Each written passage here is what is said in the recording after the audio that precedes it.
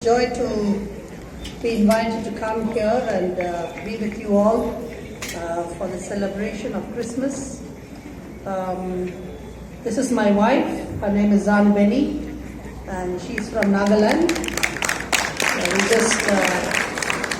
We just got married on 6th of August this year, so we're about 4 months old in our marriage,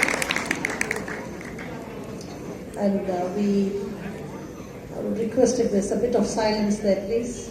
Yeah, we can have the lights on also, so that I can see the crowd. Yeah, thank you.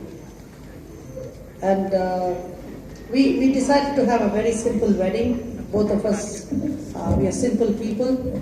And one thing we really wanted to highlight at our wedding was simplicity. And it's really challenging in this world where everything becomes so much about a show.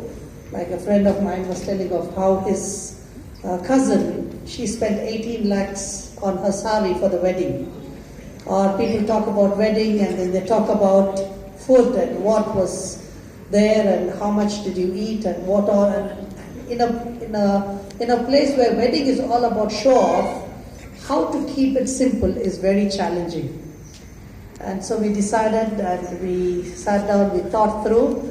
And the first thing we thought is to keep a wedding simple is by not offering dinner.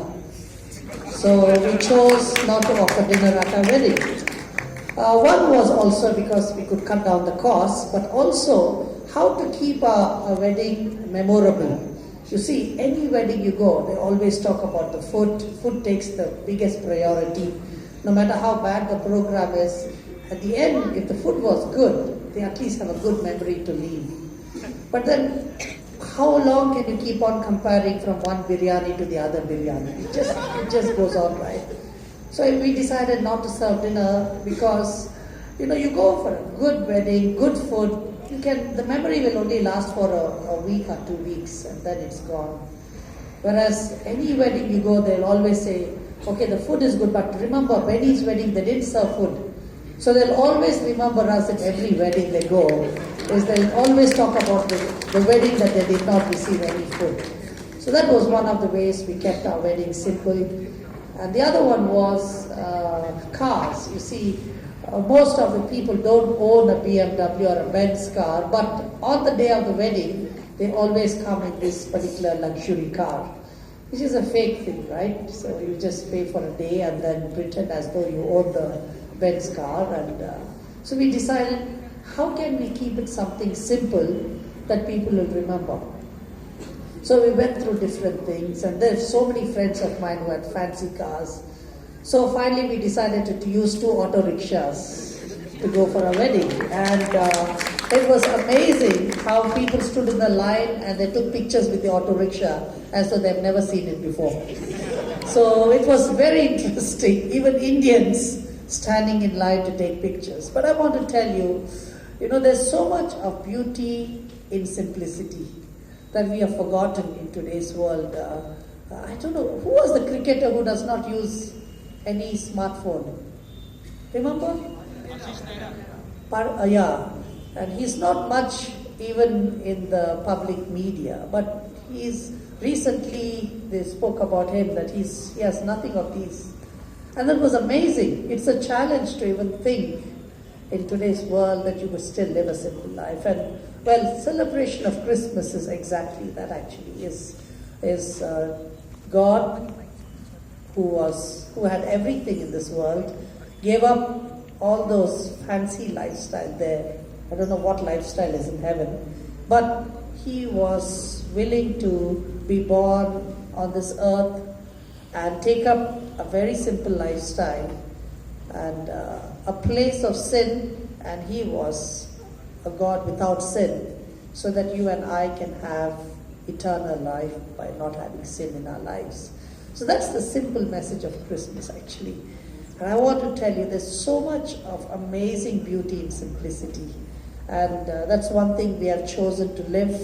The first song, we're going to do 4 songs today.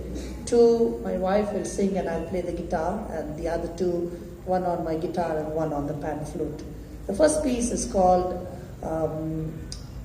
Listen to Our Hearts. and hope you enjoy this song.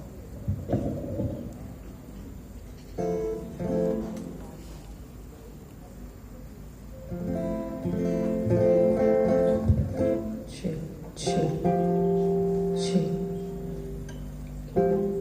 chill.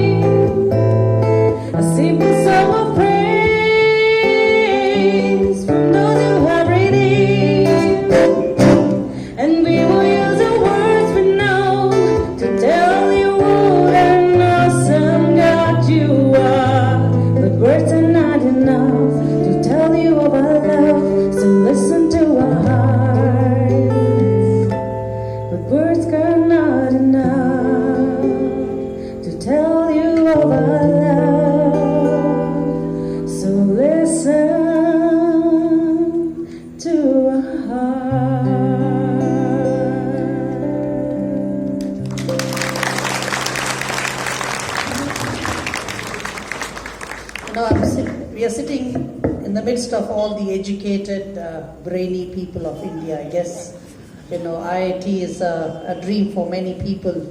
When we designed our wedding card, we put a little bit of our background, and one of the background was our education. So my aunt, she was reading our wedding invitation, and she said, "Wow, not bad that both of you have very similar educational backgrounds. Because I'm 10th standard failure and she is 9th standard discontinued."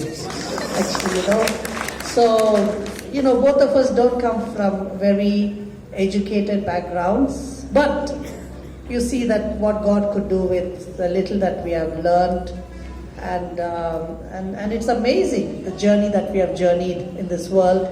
Not every one of us could fit into the system of this world, but that doesn't mean that we cannot be useful.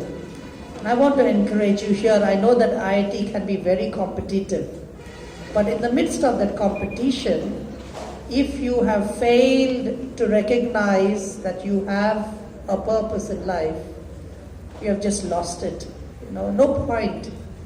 You can finish IIT and still be sad. You can finish IIT and still sit down and think you have no purpose in life. And I want to challenge you that, above all this competition and comparative things that happen in the society, is you have to have your purpose. That's very important. Now, I was invited to speak at SRCC in New Delhi, Sri Ram College of Commerce. I never knew that such colleges existed in the world. It was just a shocker, because the cutoff percentage in Sri Ram College of Commerce is 97.8%. I couldn't understand why in the world have they invited me to speak, because I was one of those who was struggling to get 33.5%. And what kind of a college is this that invites a failure like me? So I was just sitting and thinking and pondering as how can I communicate and connect with an audience like this? Because if I start off by saying I failed in my 10th standard, half of the group would already lose their connection with me. So I prayed and I asked God for wisdom, and these were my words I started off. I said, when you do well in studies, you end up joining at SRCC, and with pride they were nodding their head. Then I told them, but when you don't do well in when you don't do well in your studies, then you become a speaker at SRCC. And that was the headlines in the newspapers the next day, actually. But that's the irony of our education, right? One time they said, you are useless, you're good for nothing. They threw me out of the school. I studied in Kendra Vidyalaya, NAL in Bangalore, and they never had a single failure. So I was going to create history by being the first ever failure of the school. So they called my parents and said, we don't like to have historical records like this. So if you promise to take your son off the school, then we will give him a pass certificate. So diplomatically, I was kicked out of the school. And now you know, when educational institutions claim 100% results, what happens in the background is they keep clearing out all these people. But that's what the world does.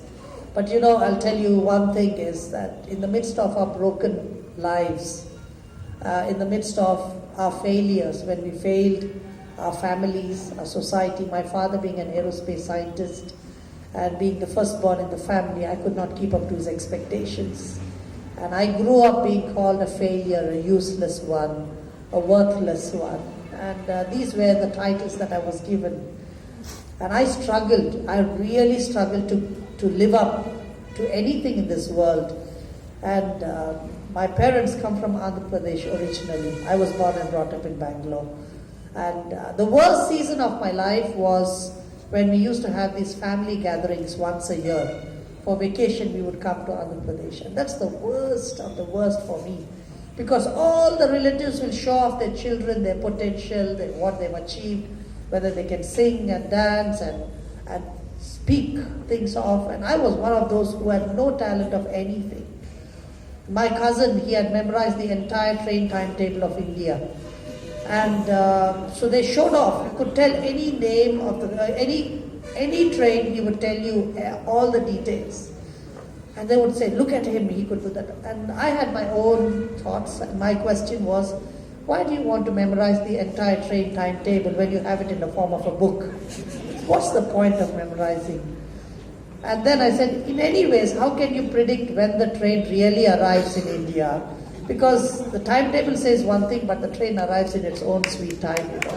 But these were questions that were not considered very important. So I was always one of those who was outside the box and never had value, never had any recognition.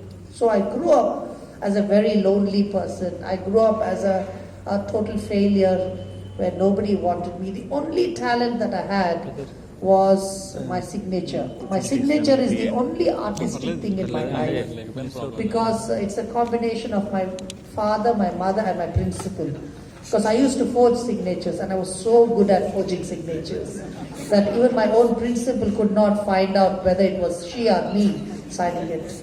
And I had to get signatures from all of them. So when my father said, I will not sign till you get at least double digit, every time it was single digit marks. So it was easy for me to sign my father's signature than get double digit. Then after some point I had to sign my mother's signature, and then my parents were concerned, why is the principal not contacting me? So then I had to sign my principal's signature. And one day all the three gathered together and I got caught, And but I was one of those who had no talents at all. And I was compared, and I'll tell you, at 16, at the lowest point of my life, when I wanted to commit suicide, being totally broken, totally worthless, even physically and medically. I had only 6 months to live because of wrong medication. 60% of my lungs were damaged, and my immune system broke down. And I developed arthritis, and the doctors gave me 6 months to live. So I had nothing to live for. So at that point is when I had an encounter with Jesus Christ, and I heard his voice saying, even though you are called useless, I still need you. And I was shocked. Why would anyone want a useless person? No. Have you ever come across a company who wants to employ useless people? No, the world we live in, even useful people are getting fired. And here Jesus said, even though you are considered worthless, I will still take you up, and I can transform you and make you a new person. And I want to tell you, in this world that you live in, where there's so much of comparison, I want to tell you that there is a God who loves you just the way you are, and your results and your looks and your earnings does not matter for him. What matters is your heart. And Zan is going to sing a song called I Want Jesus in Your Heart.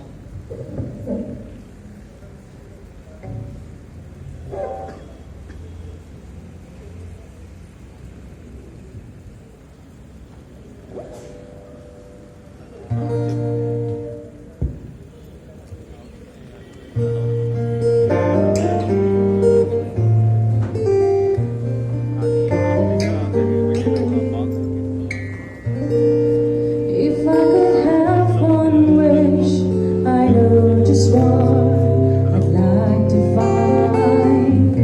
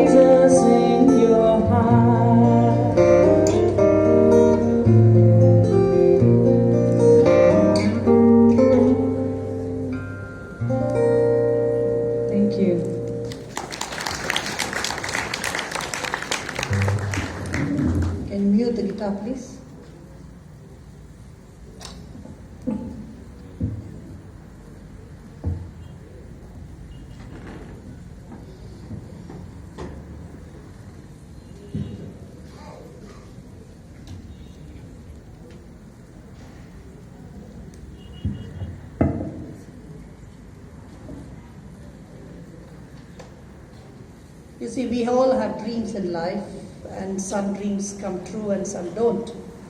And my dream was to go to one country in my lifetime. That's all I could imagine and think. You see, most of our dreams are fashioned around our education, our finances, our physical strength, our health, our talents, our family heritage. These are the factors that really fashion our dreams. But one thing I've really learned is that when God has a dream for your life, none of these things really matter. I want to challenge you with your educated, intellectual mind that I really hope that you will give God a chance to be present in your dreams. And for me, it was just beyond imagination how I could travel to more than one country.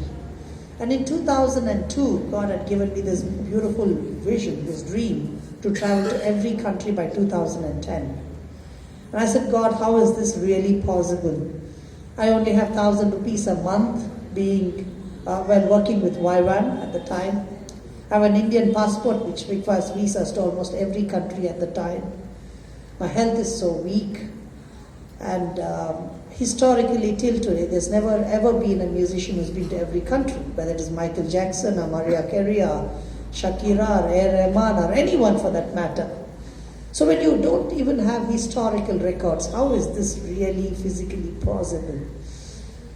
But I told God, what is impossible for me is possible for you. So I put my life into His hands, and I put my faith in God. And I said, I had 4 financial principles. 1, I will never ask for money. 2, I will never borrow money. 3, I will never take a loan from the bank. And 4thly, I will never trust the credit card. So these were my 4 financial principles. And today, I even go into business colleges to talk about my financial principles, because they are shocked. How is this possible to have these principles and still be successful? So let me show you how my passport looks today.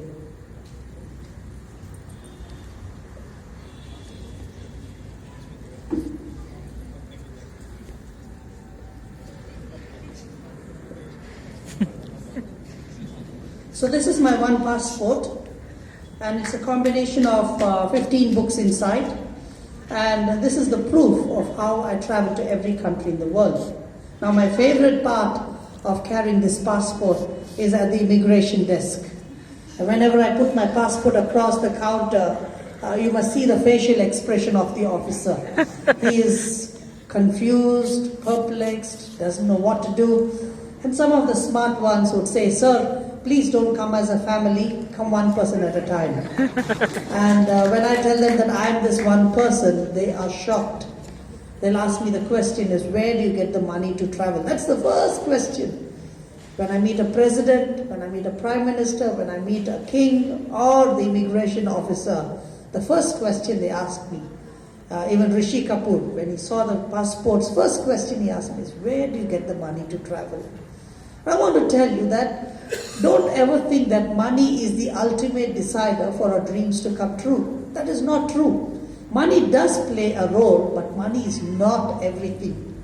And I want to tell you, as you look at your life and the future of your career, never allow money to be the defining factor of what you want to take. Your jobs or anything, let money really play a secondary role. And I'll tell you, today God has been faithful in providing, and I was able to travel to every country. And on 22nd of November 2010, I arrived in my last country, Pakistan, and I broke 6 world records. And one of them is I became the fastest man in the world to travel to every country in the shortest time, 245 nations, including Antarctica, in 6 years, 6 months and 22 days. Now,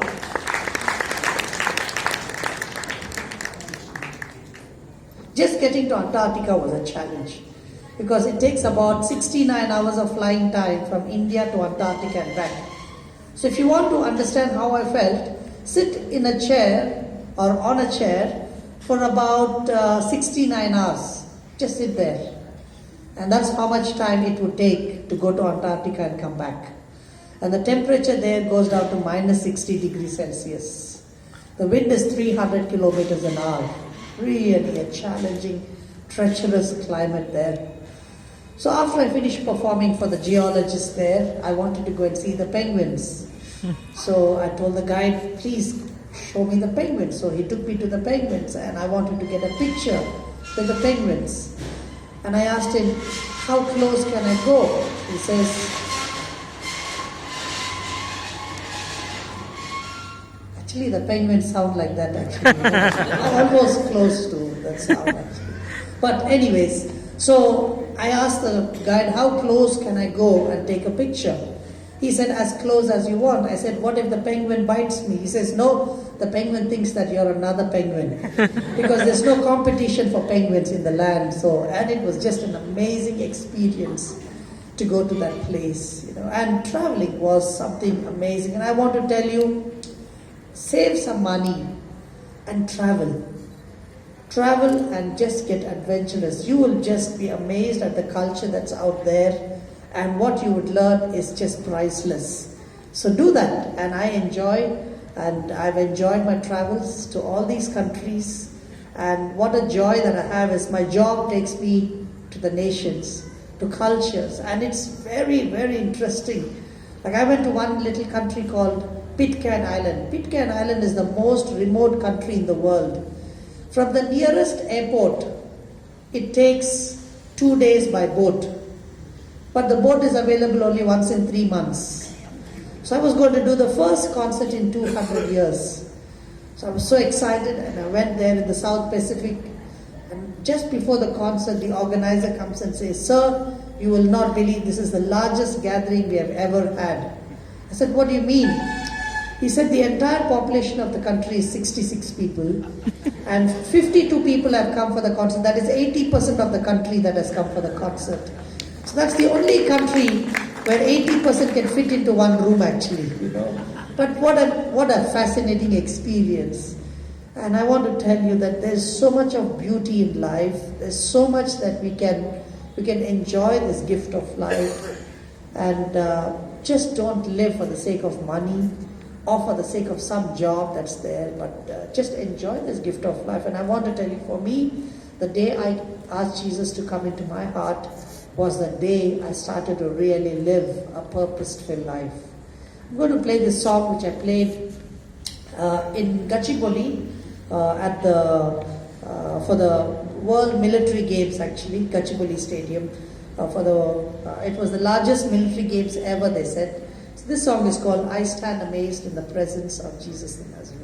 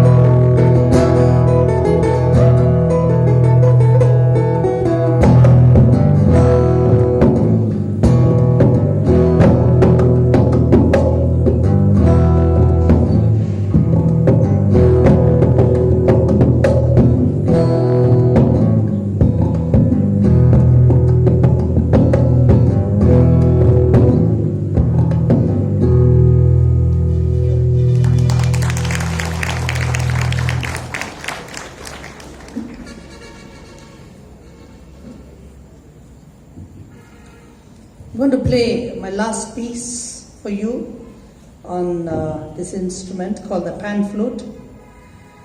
Now this is a very beautiful instrument. In fact, one of the most romantic instruments that I have heard. So guys, if you want to impress a girl, this is the instrument you have to learn, provided you play in tune, otherwise there's no hope for you. And I'll tell you, I work as a waiter right now. My wife and myself, we both work as a waiter at a cafe called Chai 316 back home in Bangalore. So after traveling to every country in the world, 257 countries, I had no more countries left. So I went back to God and I said, God, what do you want me to do next? And that's when God inspired me to go and build a 400-seater cafe called Chai 316. Now Chai means life in Hebrew, and 316 is a verse from the Bible, John 3:16, which talks about eternal life. And in this cafe, we only serve tea, nothing else. 5 varieties of tea. And the price of the tea is decided by the students. And all the counselors or volunteers are trained as waiter and waitresses. So as we serve chai, our goal is to sit down, build relationship, listen to the problems of the students, and share the gift of life. Because the rate of suicide among the college students is so high nowadays, and Bangalore has the reputation of being the suicide capital of India. We want to really change that, is by helping them, at least by listening to them. 80% we listen and 20% we talk if needed. And every week we rescue at least one person from committing suicide. And if you happen to be in Bangalore, please come and visit us. Or you can go to facebook.com/chai316 and you can find information. And it's been a year and we just enjoy sitting and making a difference in the lives of these students. And the biggest challenge we have seen among the students is relationship. Because they are so naive, they're so ignorant, they just walk into life at 18 and fall into the trap of so-called romantic love, and they just get broken so quickly. So many times they come and ask me, what did you do at the age of 19, Benny? How did you handle it? I said, when I was 19 was first time in my life when a girl came and expressed that she liked me. I came from a very conservative family where even in school, boys sat here and girls sat here, and the only time I would ever say sorry to the teacher was the punishment. The greatest punishment for us was they made us sit in between two girls. That's the only time I would say sorry to the teacher. And here at 19, this beautiful girl comes up to me and she expressed that she liked me, and I didn't know what to do and I didn't know how to express. So I kept quiet. So she gave me her autograph book and thought might be this guy, he might not be able to speak properly, might be he's good in writing. So she asked me to write my thoughts. These were my thoughts that I expressed. I wrote to her, if you fall in a river, there is a boat. If you fall in a well, there is a rope. But if you fall in love, there is no hope. And she felt so broken. But I'll tell you, I thank God that I did the right thing.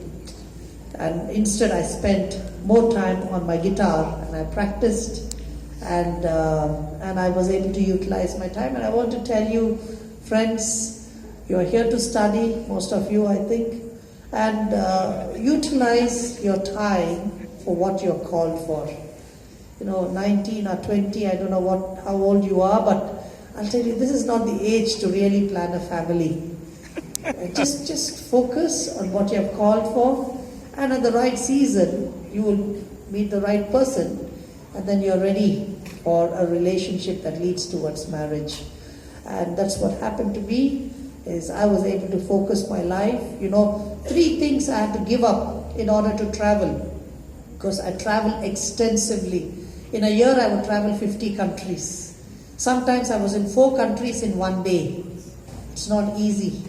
But 3 things I gave up in order to travel. 1, I gave up my choice of food, my right to choice of food. 2, I gave up my right to choice of comfort. So I learned to sleep on the floor, because the floor was very consistent no matter which part of the world you go. So even if the bed is not comfortable, I would sleep on the floor. So I was very comfortable. And thirdly, I gave up my right to choice of relationship. And as a result, I could be focused and I was able to travel to every country and accomplish this record. And same thing with you, is live a life with purpose. In whatever you do, let there be purpose behind it. And that's when your life becomes more exciting and more adventurous. And when it is not the right timing, don't even venture into it, because you're just going to get hurt and broken. And this piece is called You Raise Me Up. And I was invited to play at the Paralympic Games in London in 2012. And being an asthma patient with 40% lungs, it was just impossible to play a wind instrument. But God inspired me to pick up this instrument, and I said, God, you know, I'm on oxygen many times. I've been taken to the hospital so many times. How can I play a wind instrument? I said, God, why don't you do a miracle and give me 100% lungs, and then I can play the pan flute? And then God reminded me of a story in the Bible where, you know, he said, if I could use 5 loaves of bread and 2 fish to feed 5,000, don't you think I can also use 40% lungs to play the pan flute? And it took a lot of faith and courage. And so I said, okay, God, you do the miracle and I will do my part. So I went and bought the pan flute. I watched the YouTube. And in 6 days, I learned to play this instrument. I've never ever played the pan flute before. And within a month's time, I ended up playing at the Paralympic Games. And last year, I went for a complete medical checkup on the 24th of December. And the doctors told me that my asthma is still very severe, but the amazing part is that my lungs have regrown from 40% to 95%. I want to tell you that God can do miracles in our lives. In the midst of all this intelligence and education, there is still room for God to play. And I pray that, you know, if there's anyone here, you are going through your own phase, an own challenge. And just like for me, what Jesus has done in my life, He can do the same or even more greater in your life, provided you would give Him a chance to make a difference in your life, provided that you will give your heart to Him. Enjoy this piece, You Raise Me Up. Shall we play the track, please?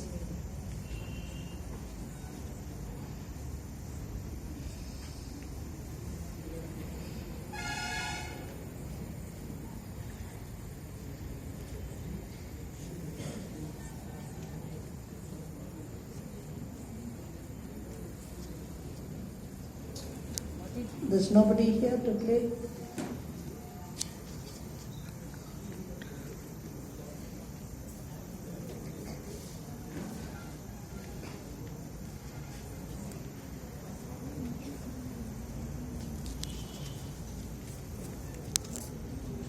Oh.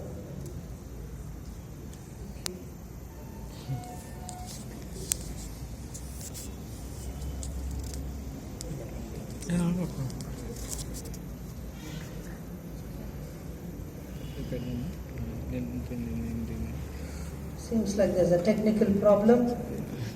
Try to fix it from here itself.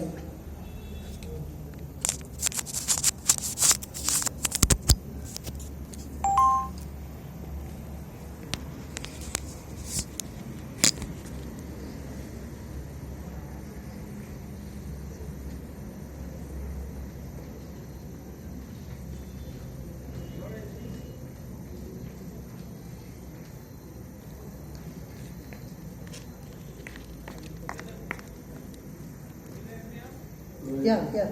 You raise me. Yes. You have it there?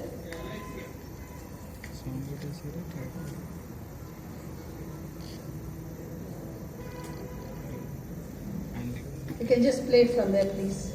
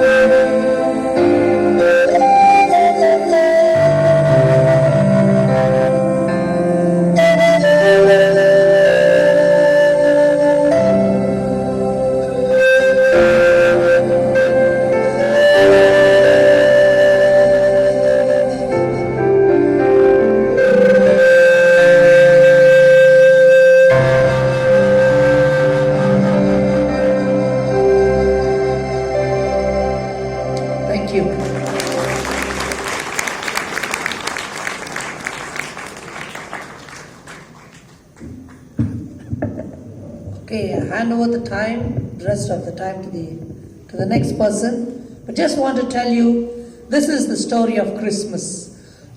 Christmas is about putting a smile on somebody else. It is not about how to make myself glow. It's not about how to get new clothes for myself. But truly, it is God who became man, who became flesh, so that he could take my sin, your sin, our sin, and in exchange give us eternal life. You know, I studied Sanskrit. There's a verse in Rig Veda. It says, Sarva Papa Pariharo Rakta Prokshanam Avasyam Tad Raktam Paramatmena Punyadana Balyagam, which means that in this world we are all sinners. That is very clear. We are all sinners, and in order for us, in pursuit for eternal life, we need to be free from sin, because heaven is a place where there is no sin. Now for this to happen, it has to come through a sacrifice. For us to have that forgiveness of sins, it has to come from a sacrifice. And this sacrifice cannot be from a bird or an animal, but it has to be a blood sacrifice, but it cannot be from a bird or animal. It has to be God himself. This is what the Rig Veda says. And I want to tell you, for me, when I search the scriptures, this is what Jesus did. He became that perfect sacrifice on the cross. And that is the message of Christmas, actually, that he was born in this world without sin. He lived a life without sin, and he died on the cross so that you and I can be set free from our sin, and that one day we will be able to make it to eternal life. Thank you very much for having us this evening, and I hand over the rest of the time to our brother. God bless you all.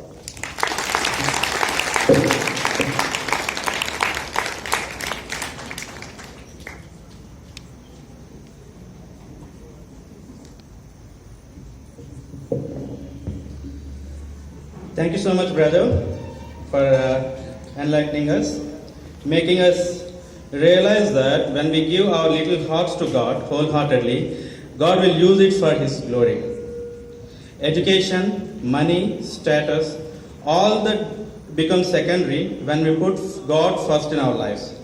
He will bless every dimension of our life and rise up to his standards. God bless you, brother. We love you. Thank you. Now we will go for next song, the Christmas Carol song.